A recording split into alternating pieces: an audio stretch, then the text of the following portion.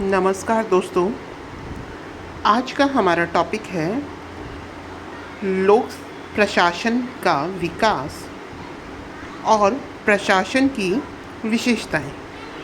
तो देखिए दोस्तों, सबसे पहले हम शुरुआत करते हैं प्रशासन की विशेषताओं से। देखिए, विकसित और विकासशील दोनों देशों में प्रशासन की अपनी अलग अलग भूमिकाएं होती हैं। अगर हम विकसित देशों की बात करें तो वहाँ के प्रशासन की क्या खासियत होती है? तो वहाँ का प्रशासन विकेंद्रीकृत होता है, मतलब जो पावर है वो डिस्ट्रीब्यूटेड होती हैं, एक जगह नहीं होती। इसके अलावा दोस्तों, राष्ट्रीय कानूनों के प्रति प्रतिबद्धता होती है विकसित देशों में।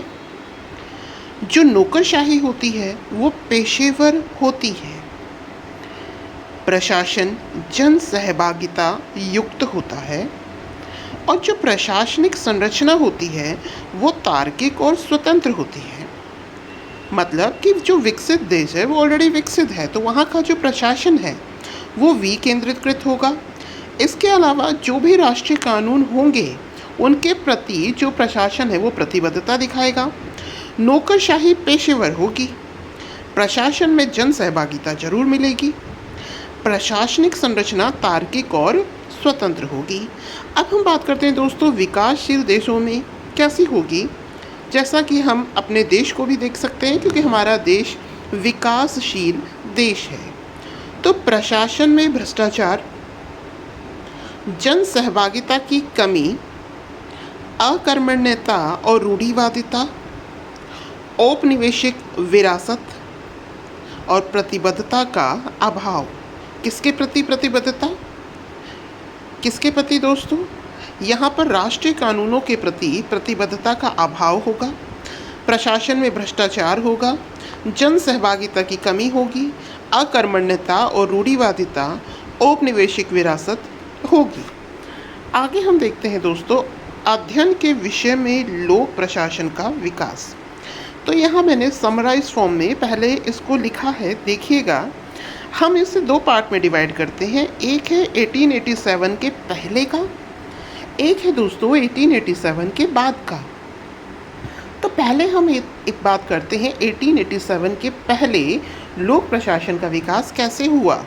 तो देखिए दोस्तों, 1887 से पहले जो प्राचीन राजनीतिक चिंतक थे, तो प्राचीन राजनीतिक चिंतकों द्वारा प्रशासन का अध्ययन किया गया। जैसे हम बात करें कौटिल्य की, तो उसने अर्थशास्त्र लिखी। एक बात याद रखिएगा दोस्तों, ये जो अर्थशास्त्र है ये इकोनॉमी से रिलेटेड ना होकर राजनीति से रिलेटेड है। दूसरा, प्लेटो ने लिखी थी रिपब्लिक, मैकियावेली की द प्रिंस और अरस्तु की पॉलिटिक्स। तो दोस्तों, इन बुक्स से किसका विकास हुआ, हमें किसके बारे में पता चला? लोक प्रशासन के बारे में। आगे दोस्तों, अगर हम जर्मनी और ऑस्ट्रिया में प्रशासन के सामान्य सिद्धांतों का प्रचार प्रसार हुआ। सर्वप्रथम लोक प्रशासन का अध्ययन कहाँ किया गया? प्रशा में। ठीक है दोस्तों, 1812 में बूनिन द्वारा प्रिंसिपल द एडमिनिस्ट्रेशन पब्लिक लेख लोक प्रशासन की ये पहली रचना मानी जाती है। तो 1812 में दोस्तों बूनिन द्वारा एक रचना करी गई लोक प्रशासन की, प्रिंसिपल द एडमिनिस्ट्रेशन पब्लिक। ये लोक प्रशासन की पहली रचना मानी जाती है। आगे हम बात करते हैं 1887 के बाद। ठीक है दोस्तों, तो 1887 के बाद में सबसे पहले हम 1887 से 1926 की बात करते हैं। यहाँ पर राजनीतिक प्रशासन द्विविभाजन की संकल्पना थी। ठीक है, उसके पश्चात लोक प्रशासन में सिद्धांतों का स्वर्ण काल आता है। मतलब यहाँ पर इसके सिद्धांतों पर कई किताबें, कई बुक्स लिखी गई। ये कौन सा काल था? 1927 से 37। उसके बाद में दोस्तों 38 से 47 का जो पीरियड था, ये लोक प्रशासन के लिए चुनौतियों का काल रहा है। चुनौतियों के बाद में इसकी पहचान के लिए संकट उत्पन्न हुआ, मतलब कि जो लोग थे वो और सब्जेक्ट में ज़्यादा इंटरेस्ट शो करने लगे, लोगों का झुकाव अन्य विषयों की तरफ होने लगा। उसके पश्चात दोस्तों 1971 से 90 तक हमने अंतः अनुशासनात्मक अध्ययन पर बल दिया। ठीक है दोस्तों। फिर बाद में एलपीजी रिफॉर्म्स हुए 1991 के बाद में, वहाँ पर हम लोग प्रशासन के अलग चरण देखते हैं। तो देखिए दोस्तों, अब हम शुरुआत करते हैं। सबसे पहले जो इसका प्रथम चरण माना जाता है, ये है राजनीति प्रशासन द्विविभाजन। इसका काल कौन सा है? 1887 से 1926। तो देखिए 1887 में एक लेख लिखा गया वुडरो विल्सन के द्वारा। ये लेख था द स्टडी ऑफ एडमिनिस्ट्रेशन। इस लेख में दोस्तों सिद्धांत का वर्णन किया गया है, लोक प्रशासन के सिद्धांतों का। याद रखिएगा, लोक प्रशासन में जो इसका प्रथम चरण है उसमें वुडरो विल्सन के द्वारा एक लेख लिखा गया द स्टडी ऑफ एडमिनिस्ट्रेशन। इसमें इसके सिद्धांतों का वर्णन किया गया। अमेरिका में दोस्तों 1900 में गुडनऊ थे, जिन्होंने पॉलिटिक्स एंड एडमिनिस्ट्रेशन में द्विविभाजन का समर्थन किया। ये जो गुडनऊ है दोस्तों, इन्हें अमेरिका का मतलब लोक प्रशासन का अमेरिका में पिता कहा जाता है। अमेरिका में इन्हें क्या कहा जाता है? लोक प्रशासन का पिता कहा जाता है। ठीक है दोस्तों, याद रखिएगा। फर्स्ट चरण में क्या है? 1887 में द स्टडी ऑफ एडमिनिस्ट्रेशन नामक लेख लिखा वुडरो विल्सन ने, उसमें इसके सिद्धांत का वर्णन किया। आफ्टर दैट 1900 में गुडनऊ ने पॉलिटिक्स एंड एडमिनिस्ट्रेशन में द्विविभाजन का समर्थन किया कि भाई पॉलिटिक्स और एडमिनिस्ट्रेशन दोनों अलग अलग चीज़ें हैं। फिर 1926 में दोस्तों इसकी पहली पाठ्य पुस्तक आई एल.डी. वाइट के द्वारा, और इसका नाम था introduction to the study of public administration. तो introduction to the study of public administration क्या है? एल.डी. वाइट द्वारा लिखी गई पाठ्य पुस्तक। तो पहला चरण किससे संबंधित है दोस्तों? राजनीति प्रशासन द्विविभाजन से। 1887 से 1926 इसमें क्या क्या हुआ? इसमें वुडरो विल्सन ने अपना पहला लेख लिखा द स्टडी ऑफ एडमिनिस्ट्रेशन। इसमें सिद्धांतों का वर्णन किया गया। और उसके बाद अमेरिका में गुडनऊ, जिसे लोक प्रशासन का पिता कहा जाता है, उन्होंने पॉलिटिक्स एंड एडमिनिस्ट्रेशन में द्विविभाजन का समर्थन किया। फिर लोक प्रशासन में पहली पाठ्य पुस्तक भी इसी काल में आई, जो एल.डी. वाइट द्वारा लिखी गई introduction to the study of public administration.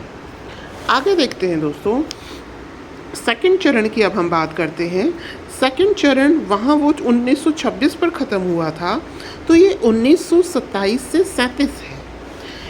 दूसरा काल यानी कि जो सेकंड चरण है, ये सिद्धांतों का स्वर्ण काल कहलाता है। तो सिद्धांतों के स्वर्ण काल में क्या होगा? लोक प्रशासन से संबंधित विभिन्न सिद्धांत दिए जाएंगे। तो यहाँ पर क्या हुआ दोस्तों? लोक प्रशासन के सिद्धांतों का विकास हुआ।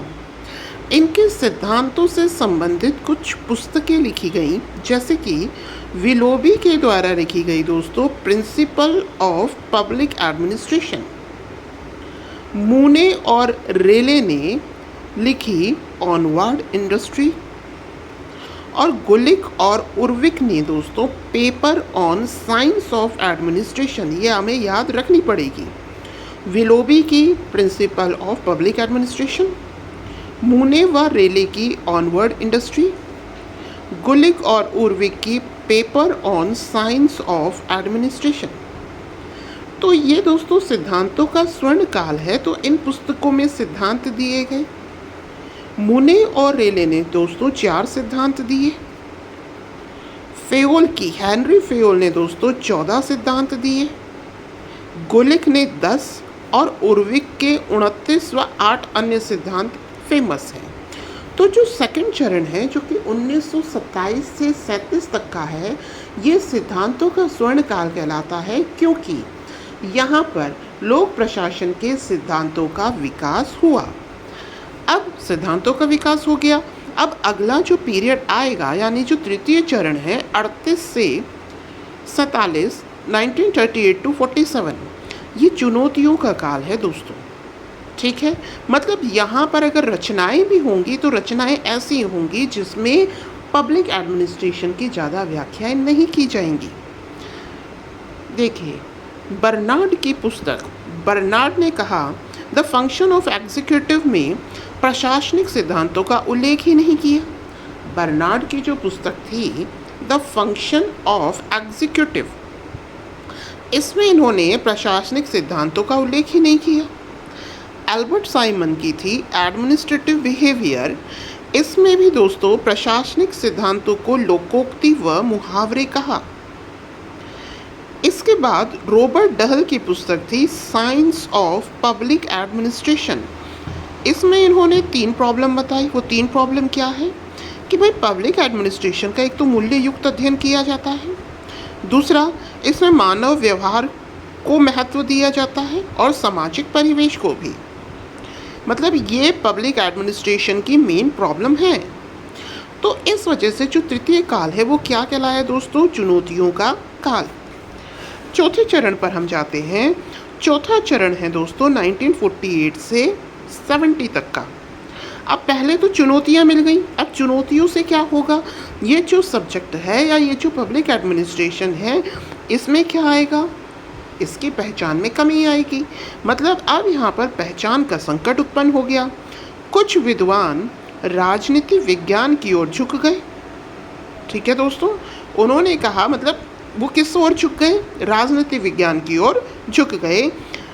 Trends in the theory of public administration में इसे क्या बताया गया? उन्होंने कहा कि पब्लिक एडमिनिस्ट्रेशन तो राजनीति विज्ञान ही है। अभी जब हम इसका सिलेबस देखेंगे तो इसमें कुछ आप राजनीतिक विज्ञान के टॉपिक्स भी देखेंगे, तो उस समय उनको ये लगा कि जो पब्लिक एड है दरअसल वो राजनीतिक विज्ञान ही है। पांचवा चरण 1971 से 90, इनमें दोस्तों अंतः अनुशासनात्मक अध्ययन पर बल दिया गया। मतलब राजनीति शास्त्र समाज शास्त्र के साथ इसके लोक प्रशासन के संबंध स्थापित किए गए। ठीक है दोस्तों, मतलब यहाँ चुनौतियों का काल आया, फिर पहचान का संकट। अब हम जैसे तैसे कोशिश कर रहे हैं जो और हमारे सब्जेक्ट हैं राजनीति शास्त्र समाज शास्त्र, इसके साथ इसका संबंध स्थापित कर रहे हैं। उसके पश्चात आता है दोस्तों आखिरी चरण जिसे कहते हैं छठा चरण, जो कि 1991 के बाद आया। इसको मैंने यहाँ लिखा है। छठे चरण की बात ऐसी है दोस्तों, 1991 में हमारे क्या हुए थे? एलपीजी रिफॉर्म्स हुए थे। ठीक है दोस्तों, तो अब एलपीजी रिफॉर्म्स से क्या होगा? इंडिया पर जो विदेशी कंपनीज़ हैं या ये मान लीजिए जो विदेशी इंस्टीट्यूट्स हैं उसका इफ़ेक्ट पड़ेगा। ठीक है, तो उसका इफ़ेक्ट पड़ने से क्या होगा? जो लोक प्रशासन है उसका भी एक नया कंसेप्ट डेवलप होगा। तो कैसे हुआ देखिए, एलपीजी के बाद लोक प्रशासन यानी 1991 के बाद गैर नौकरशाहीकरण पर बल दिया जाने लगा। प्रशासन में 3E का समावेश किया गया, ये हमने कल भी देखा था। ठीक है दोस्तों, क्या था? 3E का इफेक्टिवनेस, एफिशिएंसी और एक वर्ड और था इकोनॉमी, इफेक्टिवनेस एंड एफिशिएंसी। अब प्रशासन में सूचना प्रौद्योगिकियों को बढ़ावा दिया जाने लगा। ठीक है दोस्तों, एक तो गैर नौकरशाहीकरण पर बल दिया गया, इकोनॉमी, इफेक्टिवनेस और एफिशिएंसी का समावेश किया गया।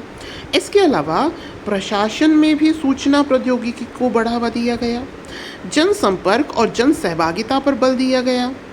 और जैसा कि मैंने अभी आपको बताया, नीति निर्माण में वर्ल्ड बैंक, IMF, UNO की भूमिका में वृद्धि हुई। ठीक है दोस्तों, तो ये हमारा एलपीजी के बाद में लोक प्रशासन हुआ। तो हमने इसके लोक प्रशासन के विभिन्न चरण देखे, 1887 से पहले और 1887 के बाद। तो दोस्तों उम्मीद है आपको समझ में आए होंगे। ठीक है दोस्तों, अब एक छोटा सा टॉपिक और देख लेते हैं, भारत में लोक प्रशासन का विकास कैसे हुआ। देखिए, सबसे पहले 1937 में मद्रास यूनिवर्सिटी ने डिप्लोमा कार्यक्रम शुरू किया लोक प्रशासन में। उसके कुछ वर्षों बाद इलाहाबाद यूनिवर्सिटी ने और उसके पश्चात लखनऊ यूनिवर्सिटी ने। तो दोस्तों सबसे पहले मद्रास ने, फिर इलाहाबाद ने और लखनऊ यूनिवर्सिटी ने डिप्लोमा कार्यक्रम शुरू किया लोक प्रशासन में। अब 1949 में पहला डिपार्टमेंट बनाया गया लोक प्रशासन का नागपुर यूनिवर्सिटी में। हेड ऑफ द डिपार्टमेंट थे दोस्तों इसके MP शर्मा, जिसे इंडिया में लोक प्रशासन का पिता कहा जाता है। उसके पश्चात 1954 में दिल्ली में Indian institute of public administration की स्थापना की गई। 1959 में लखनऊ विश्वविद्यालय में भी ये एक डिपार्टमेंट या विभाग बनाया गया। राजस्थान यूनिवर्सिटी में 1975 में इसका पृथक विभाग बना, जिसके हेड ऑफ द डिपार्टमेंट थे MB माथुर साहब। इसके पश्चात दोस्तों 1987 में UPSC ने भी इसे as an optional subject permission दे दी। तो 1987 में ये UPSC में भी as an optional subject add किया गया। अब इसके 4 मठ हैं दोस्तों, इसके 4 मठ कहलाते हैं कौन? हैदराबाद, चंडीगढ़, जयपुर, लखनऊ। ये लोक प्रशासन के 4 मठ कहलाते हैं। अब तो ऑलमोस्ट 50 यूनिवर्सिटीज़ में लोक प्रशासन एक विभाग के तौर पर काम कर रहा है। एक बार दोबारा देखते हैं। 1937 में मद्रास में, फिर इलाहाबाद में, फिर लखनऊ में इसमें डिप्लोमा कार्यक्रम शुरू किया गया दोस्तों। 1949 में पहला डिपार्टमेंट नागपुर यूनिवर्सिटी में बना, जिसके हेड कौन थे? MP शर्मा, जो कि इंडिया में लोक प्रशासन के पिता कहे जाते हैं। 1954 में दिल्ली में Indian institute of public administration की स्थापना हुई। 1959 लखनऊ में विश्वविद्यालय का विभाग बना। 75 में राजस्थान यूनिवर्सिटी में विभाग बना। 1987 में UPSC द्वारा ऑप्शनल सब्जेक्ट बनाया गया। ठीक है दोस्तों, ये इसके 4 मठ हैं। तो उम्मीद है आपको ये टॉपिक समझ में आया होगा। जैसा भी हो बताइएगा। Thank you. Have a nice day.